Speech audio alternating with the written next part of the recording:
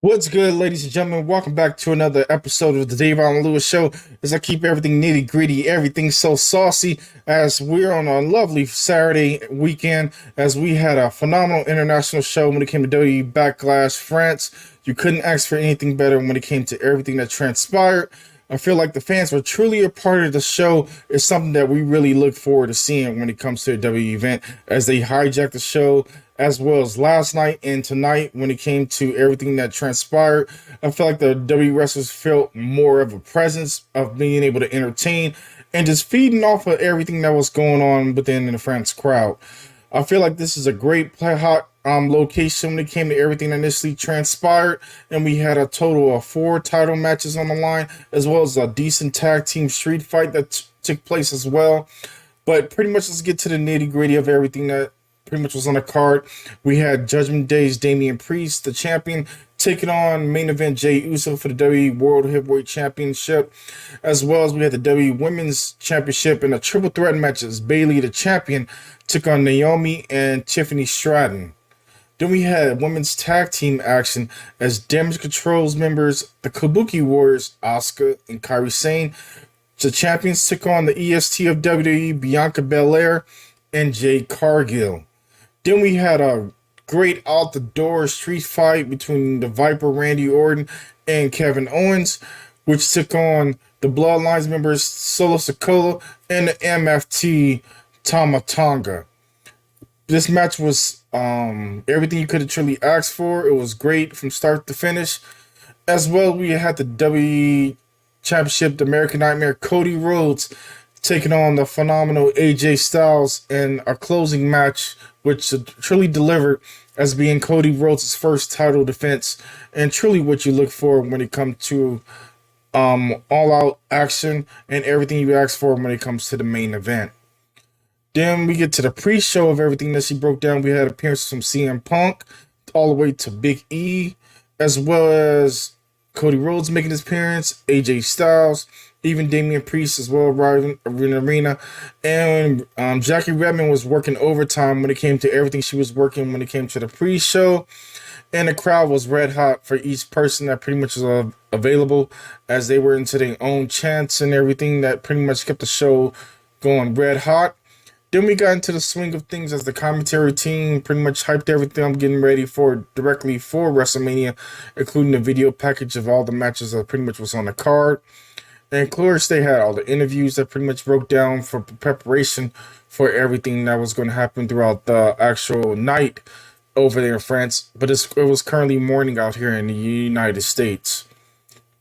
But we go ahead and get things underway for the first initial match that took place, which things initially broke down as we had Randy Orton, the Viper, and the prize fighter Kevin Owens taking on the Bloodline members Solo Sikoa and the MFT Tama Tonga.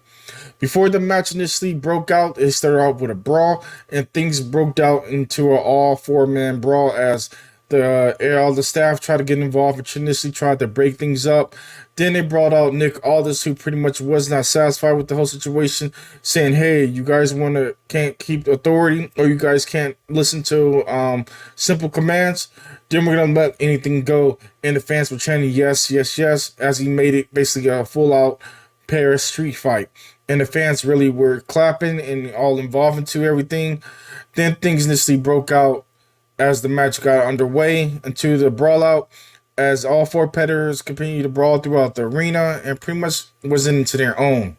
But I'm going to go ahead and get into the full details of pretty much everything happened, where Orton pretty much and Sikoa then fired into the crowd as Owens and Tonga traded strikes on the ringside, and then Owens and Tonga pretty much then ended up in the crowd as well. Then they end up hitting Tonga with a stage set up near the crowd and pretty much prop him through a table. And then Owens then runs clear across this arena to attack Sikoa, as Sikoa took advantage of Orton. Then Tonga then attacked Owens from behind. Then Sikoa and Tonga then beat down Kevin Owens for a good little bit. And then Randy Orton then charged in and nailed Sikoa as well.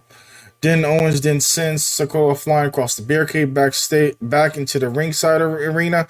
Then Sikoa then gets sent over the barricade as well. And then Owens then hits a frog splash to Sikoa off the barricade, which was a nice little thing of seeing. Then Randy Orton gets on the barricade and motions as if he's going to do a frog splash as well of his own, which was a funny little part of it doing. But Orton didn't chuckle, and then he jumps off the barricade and it hits Tonga with a boot to the face. Then Orton then hits a suplex on Tonga on both commentary decks, and then Tonga then gets to his feet, and then he hits a trash can over Orton's head. Then Randy Orton and Kevin Owens then hits Tonga, and Sikoa then started trading each other back and forth with kendo sticks. Then Owens then puts Tama through a table with a frog splash. And then Sikoa then hits a Samoan drop on Orton through a table as well. It was a lot of the table spots with the chants were really chanting for the tables.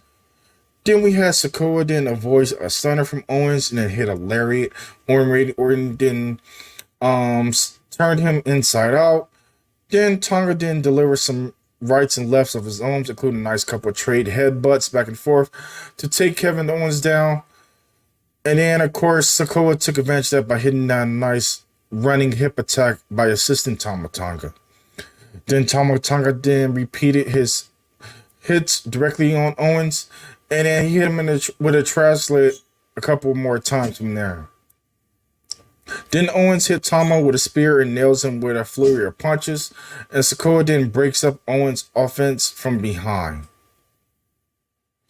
Then Sikoa then tries to send Owens through a table, and then that was set up in a corner. But Owens reversed it and then sent Sikoa through a table, which was a nice little spot again. Then Tonga then blasts Owens with a lariat. And then Orton slithers his way into the ring as Tonga is ready to charge at him, but he hits him with that beautiful power slam. Then Tonga then misses a chair shot, and Orton lands a series of strikes on Tonga. And then Orton follow up with a draping DDT. And then he hit Tonga with the RKO, but Sikoa breaks up the pin for the initial 2 count, which the fans were chanting 2, which was a nice little spot. When it came to that directly from there, the fans were really red hot in this actual tag team street fight. Then Sikoa then sent Orton outside of the ring. And then things just broke out as Sikoa then goes for a small spike on Randy Orton on the commentary desk, but Orton counters and reverses into an RKO directly on the announcer's table. Follow up with Orton then nails Tonga with a chair. Then Owen then set up a bunch of chairs as he continued to repeatedly hit him and then set up one chair after another. Then he hit him again. Then he set up another chair and he made a stack of it, basically laid out like a forklift or his own chairs of woe from there. But things that broke down as Kevin Owens got initially set up on host on the ropes. And then Tonga follow up by doing trade punches directly right there on the top ropes, but got countered and got hit into a fisherman's bustler directly onto the chairs, which was a nice sea of things when it came to the impact of everything. And the fans pretty much chanted, "Holy shit."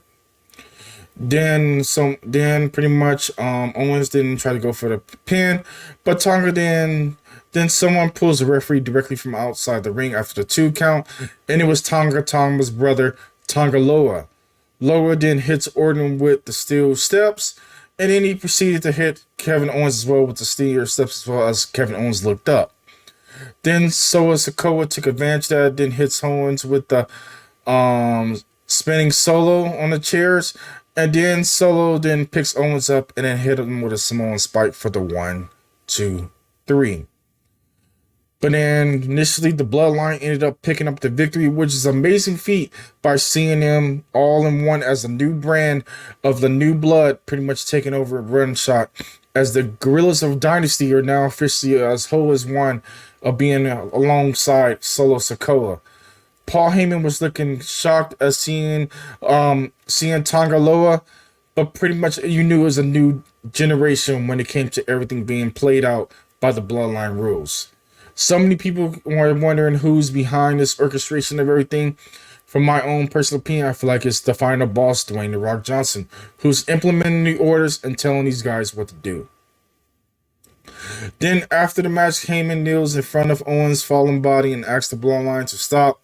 But Solo Sikoa and Tonga Loa then stands tall and does the Bloodline pose by hitting up that lovely one. Then Heyman joins them, looking frantic, and does the same thing as well. Then we get ready for the next following match on the card, which was the WWE Women's Championship Triple Threat match. It was Bayley taking on Tiffany Stratton, and Glow Time Naomi.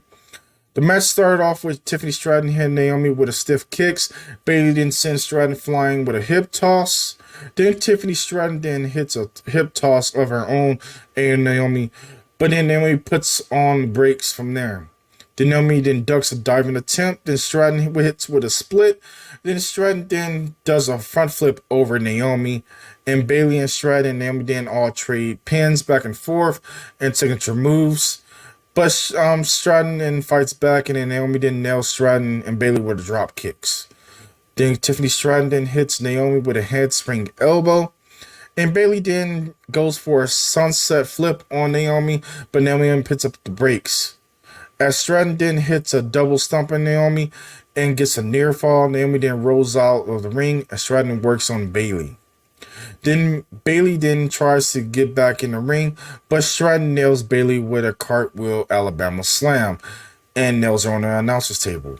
Then Naomi breaks up the pin, and then Naomi then spears Stratton through the ropes, and Naomi then lands with a few shots at Stratton before sending Naomi into the barricade.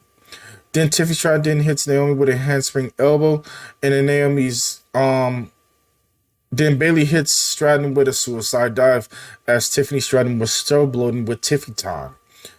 As Bayley then tries to get Naomi, but Naomi hits Bayley with a head kick. Then Naomi then nails Bayley with a diving blockbuster off the barricade, which was an amazing spot to see.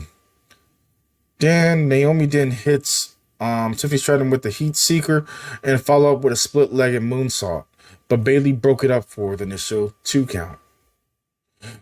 Naomi then hits Stratton with a powerbomb, and Stratton then kicks out, but then Naomi puts her in a superstar lock, and Bayley breaks it up with that beautiful diving elbow off the top ropes, and it hits Naomi and then goes for a sunset bomb into the corner. Then Bayley then goes for the same move on Stratton, but Stratton blocks it and gets a 2 count. Stratton then gets onto her feet and then is hit with a Bayley to Bayley, which was kind of a little ugly, but pretty much still was effective. But Stratton kicks out at a 2 count. Then Tiffany Stratton then hits a rolling senton and sets up her finisher. But Naomi puts Stratton out of the ring, and then Stratton then hits Naomi with a cartwheel Alabama slam again. Then Bayley then pulls her out of the ring, and then Stratton does the same thing to her as well as dropping her onto the announcer's table. Then Naomi does a double pretty moonsault ever. When Tiffany Stratton tried to go for the double pretty sumo after she rolled them all in, but she was to no avail as pretty much it was a counter as both ladies rule out the way, and then pretty much Stratton lands to her feet and then charges in, but was hit with a 3D or the 1D as you call it from Naomi and Bayley, which was a nice tag team transition move. Then Naomi and Bayley trade pins attempts, but Bayley then reverses Naomi with a roll up with one of her own for the initial 1, 2, 3. This was a great triple threat match when it came to all the ladies being involved. I truly enjoyed the atmosphere when it came to the fans, as the fans really were singing Bayley's true transitional song that she normally has done when she was a face. Well, I could truly say that Bayley is a face when it came to this direct match, and it was great seeing these ladies put on a great performance. Tiffany Stratton did her thing as well as hitting her transitional moves as well. I look forward to seeing more as Tiffany Time continue to be developed into a true superstar of her own and eventually become WWE Women's Champion. Then we get ready for the next initial match, which was, well, after the post-match, we had after match Naomi and Bayley hugged and raised their hands, and the crowd didn't applaud them. And then they got ready for the warm-up match, which was main event Jey Uso, prepping as he's getting ready to take on Damian Priest as he was at Gorilla. As he was warming up, then he suddenly sees approaching by the Bloodline. who still gave him a brief stare down before walking off. Paul Heyman then approaches and looks for concern. Then he shakes his head and walks away as Jey Uso's theme hits. And it was amazing entrance when it came to Jey Uso. The crowd was red hot. They had their flashlights out from their cell phones. They dimmed the lights a little bit more, and the crowd was really rocking back and forth. They were all yeeting. Even Michael Cole wanted to yeet, but he said he can't do it like the way how Pat McAfee does, but he go yeet from his seat. And you really enjoyed that entrance when it came to everything that pretty much transpired. Then WWE World Heavyweight Championship match gets underway as Damian Priest makes his entrance as well. But then pretty much Priest then attacks Jey Uso, but Jey avoids it and delivers a few shots on Priest. Jey then leaps frogs over Priest and then yeets at him again. And then Priest then charges again and Jey sends him over the top rope. Jey then goes for a dive over the apron and gets caught by Priest, but Priest then slams Jey onto the apron.